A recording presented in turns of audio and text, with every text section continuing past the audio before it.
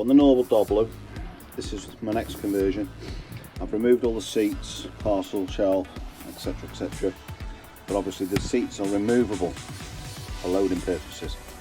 But that bracket there, you can see, is literally spot welded on in place. So go into carefully, see there and there. If you carefully drill out through the spots on the first layer, not going into the structure of the vehicle, that'll literally just lift out, which will then allow me to send the floor straight through to give us a really nice flat surface. So I'm going to drill them out, carefully remove it, clean it up, fresh coat of paint, jobs are good in.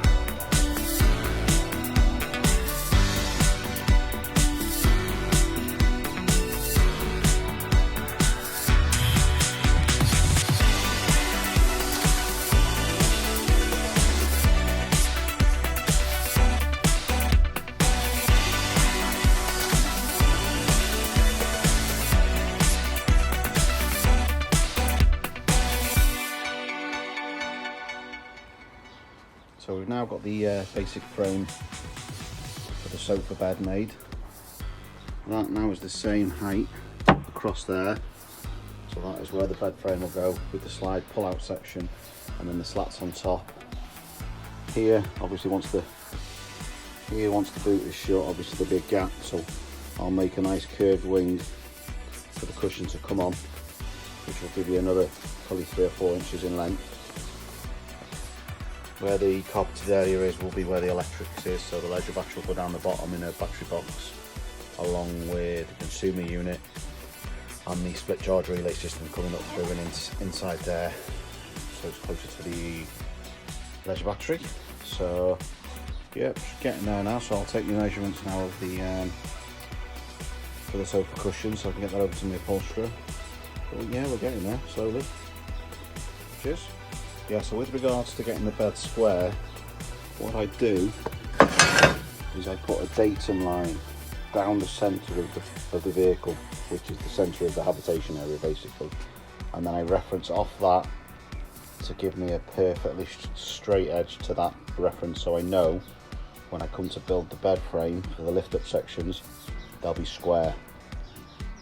So I'll be doing that in 2 pieces with a brace in the middle, and then that'll lift up but also slide out, so you'll then roughly have 39 inches width, which is a decent size width, a snug 2, and then overall it'll just be shy of 6 foot with the lift up section at the front. So that's just to give you an idea of how I reference the bed part. So okay, so I hope that helps, guys.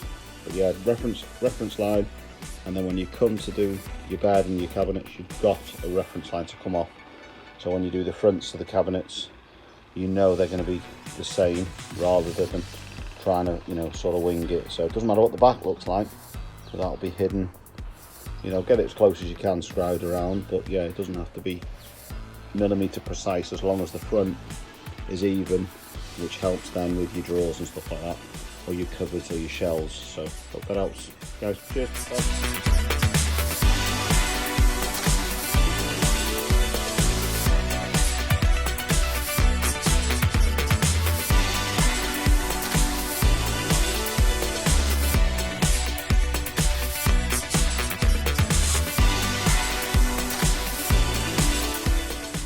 So I've removed the bed now to give me more space to work while I build the cabinets, because it's all bespoke, so I want to work out best possible storage. So gas locker's going to go there. It's going to be steel lined or aluminium lined and sealed with a gas drop hole to allow in case of a leakage.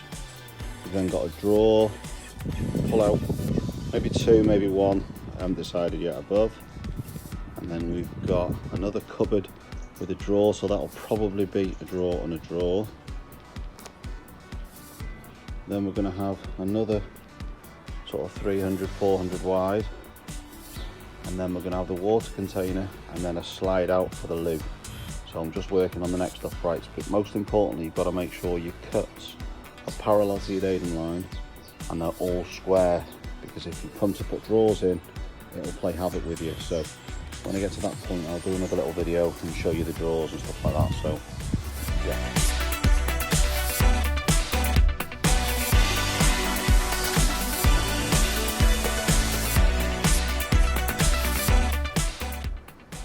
So I've taken the cabinet back out of the camper and I've now built it.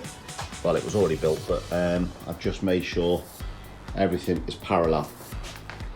So everything's square, plumb, true, parallel. So when I come to build the doors or the drawers, everything will obviously be easier to use. If they're off, the drawers are a nightmare. So I'm going to put a shelf in there just above the toilet, just to give that a bit of strength there to there. Because at the moment there's a little bit of racking. I know once it's screwed to the floor it'll be fine, but I want to just make sure. And then there'll be a nice big deep drawer there, and I will put a sliding cutlery thing across the top so you can access the bottom rather than digging through a load of stuff all the time. This one is going to be the water storage and then just a load of storage. I may put a shelf, but obviously the sink is going in there and the gas hob. It's a single burner sink.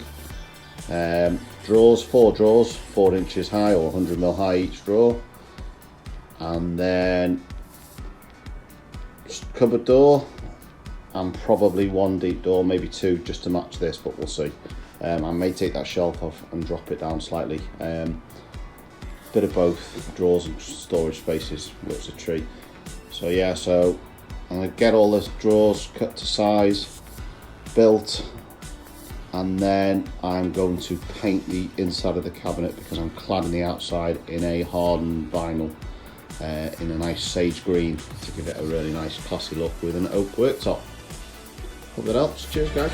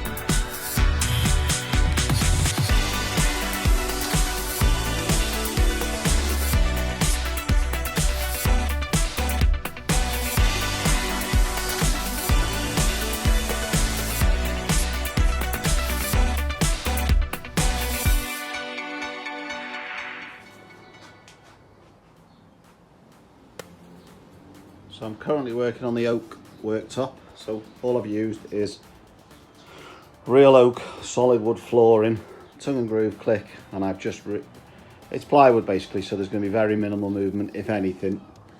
Sorry for the movement.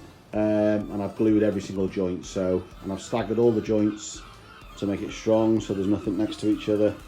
I'm just going to test it. I've scribed the back end so it goes nice around obviously the window and around the door and stuff like that. I'll get it in place now, and then I'll mark out for the hob and give the hob a cut out. But yeah, it's really nice oak. I'll round over the edges or chamfer them with my router, give them a good sand, and then oil up the ends as well. But it's all solid timber, so yeah, and plywood, so yeah, it should be really nice once it's in there and osmoed up.